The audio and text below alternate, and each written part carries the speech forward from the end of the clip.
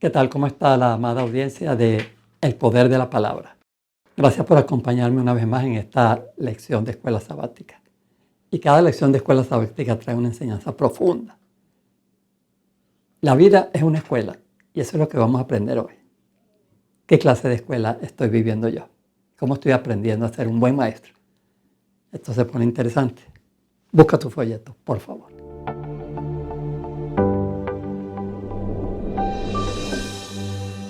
La vida es una escuela. Todos aprendemos a ser maestros, indudablemente. Cada enseñanza me acerca a mí a una realidad, a una perfección, cómo enseñar. Y especialmente la educación cristiana. Detrás de la educación cristiana hay una filosofía hermosísima. Porque, fíjese, primeramente yo tengo que mostrar el carácter de Cristo en mi vida. ¿Cómo lo muestro yo? Porque aprendí su ley. ¿Y qué es la ley de Dios? Un trasfondo de su carácter. Cuando yo aprendo el carácter de Dios a través de las Escrituras y a través de su ley, yo puedo presentar a Dios de una manera diferente. Ustedes saben que cuando yo le hablo a mis hijos, cuando yo le hablo a mis nietos, cuando yo le hablo a alguien de Dios y de su carácter, sencillamente yo le estoy dando la oportunidad de que ese carácter sea grabado en la vida. Y cuando uno graba el carácter de Dios en la vida de una persona a través de su palabra, ese se forma algo indeleble. Es una huella que queda en el corazón y eso nadie lo puede cambiar. De ahí pasa de que nuestros hogares son la mejor escuela para educar a nuestros hijos. No hay otro.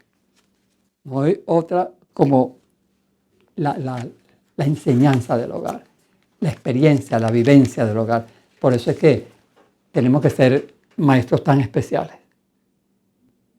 En el hogar necesitamos mucha paciencia para enseñar a nuestros hijos, mucho amor, pero sobre todo mostrar lo que hemos aprendido. Aprendí yo la paciencia, aprendí yo lo que quiere decir todo lo puedo en Cristo que me fortalece.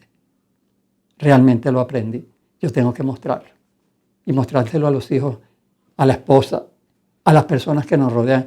Es la parte más difícil que puede tener un maestro, es el desafío perfecto. Muestre lo que usted está enseñando con su vida. Enséñame de qué manera tú eres diferente y mejor que yo. Esa es una pregunta que puede surgir en cualquier persona a quien usted le quiere enseñar algo. Muéstrame. ¿Qué me puedes tú enseñar que yo no sepa?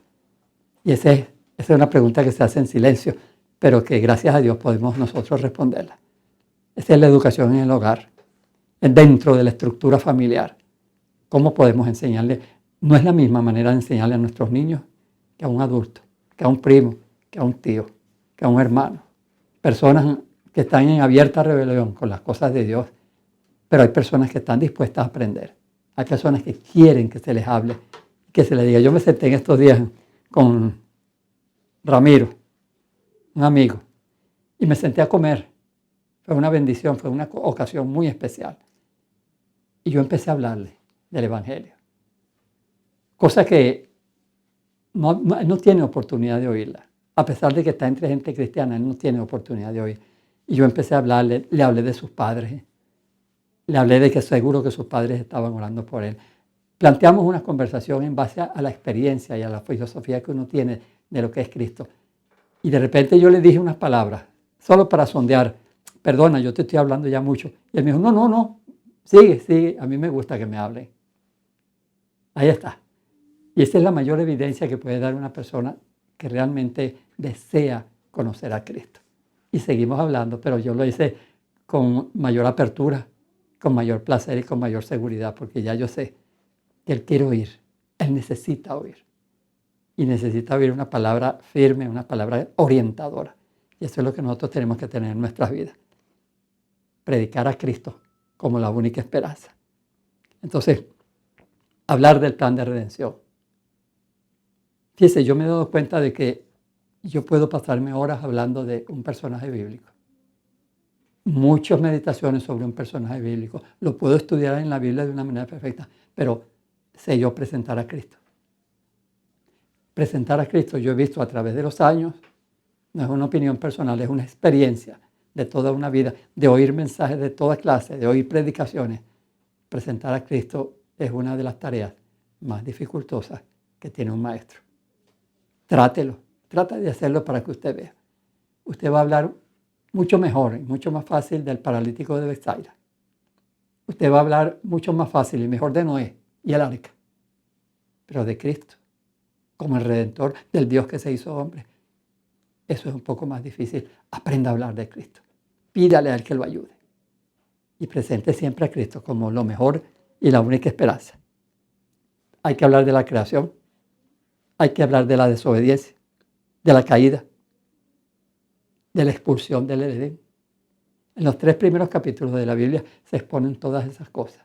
Demasiado breve para hablar de todos esos grandes acontecimientos que son el comienzo de nuestra historia.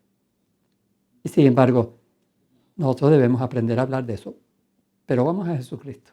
Cuando hablamos en el Nuevo Testamento, la niñez de Jesucristo, la infancia de Jesucristo, su nacimiento, su presentación en el templo. Cómo Juan el Bautista lo presentó. Maravilloso.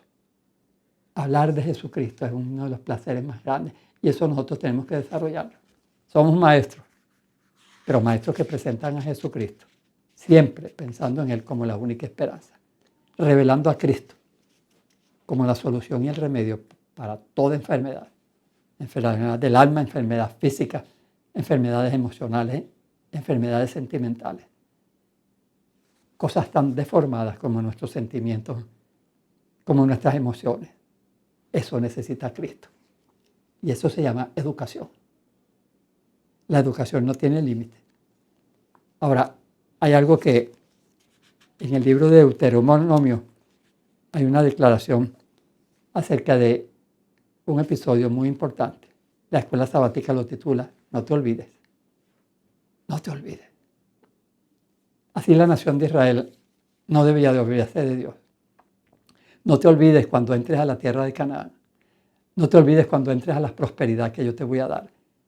No te olvides que vas a recibir ciudades, pueblos, casas, riquezas, viñedos, siembras que tú no has sembrado, que tú no has edificado, que tú no has hecho. Todo viene de mi mano, le dice Dios a la nación de Israel. Y cuando te hartes, cuando tengas de todo, cuando disfrutes de toda esa bendición, no te olvides de Jehová tu Dios, porque Él es el que da la riqueza. Él es el que abre las puertas de la prosperidad. Y es tan fácil olvidarse de eso. Igual que nos olvidamos de aquel mandamiento. Acordarte del día de reposo para santificarlo. Es fácil olvidarse de estas cosas, pero tenemos que grabar con fuego en nuestros corazones 2 principios muy fundamentales que hay que enseñárselo a los demás y que empezaron en el Edén y ahí fueron violados. Obediencia perfecta y confianza perfecta en ese Dios que quiere guiarnos y llevarnos a la eternidad con Él. Es una bendición poder tener a Dios en nuestros corazones.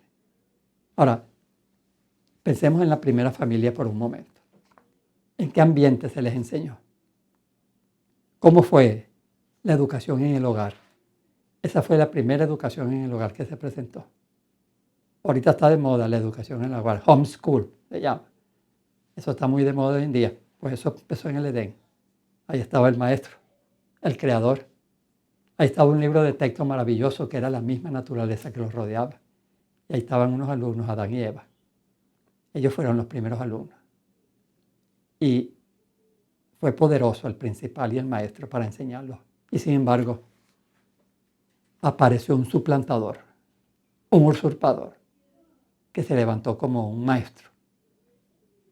Y de una manera ingrata e incomprensible, ese maestro fue oído.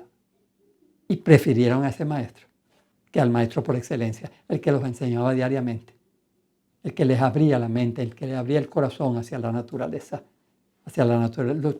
creadora de Dios y hacia ese amor inalterable que él sentía por ellos, por su maestro. Y sin embargo, ahí se violó todo. Ahí debemos nosotros de aprender, ahí hay una enseñanza profunda. Ahí nació el plan de redención. Un plan de redención que nos ha beneficiado a nosotros y que nos da la entrada a la vida eterna. En nosotros se cumple esa redención. Caín y Abel también fueron alumnos. Acuérdense, ¿Qué sucedió? Uno oyó las enseñanzas, otro se rebeló contra el maestro. Y el que se rebeló contra el maestro mató al buen alumno. La historia de los hombres fieles y de las mujeres fieles no siempre termina en maravillas, en milagros, también termina en muerte, también termina en dolor. La niñez de Jesucristo fue difícil. Imagínense ustedes ese niño teniendo que confrontar las enseñanzas de su época, enseñanzas erradas, pero su madre se ocupó personalmente de él. Hasta cierto punto él evitó las enseñanzas de los rabinos, de los grandes maestros de su época. Su maestro fue su madre. En su hogar él aprendió todo lo que él tenía que aprender. Y Dios bendijo esa enseñanza. Tengamos una comunicación abierta con nuestra familia. Una comunicación inspirada. Y que no nos falte en nosotros instrucción y orientación para nuestros hijos. Gracias por acompañarme en esta semana. Que Dios les bendiga. Seamos buenos educadores. Este es el poder de la palabra. Hasta la próxima semana. Vamos a tener unas palabras de oración. Querido Padre, en tus manos nos ponemos. Ayúdanos a ser buenos maestros, buenos instructores. Ayúdanos a tener un corazón dispuesto, Padre, para enseñarle a otros cómo se vive la vida cristiana. En el nombre de Jesucristo te lo pedimos. Amén.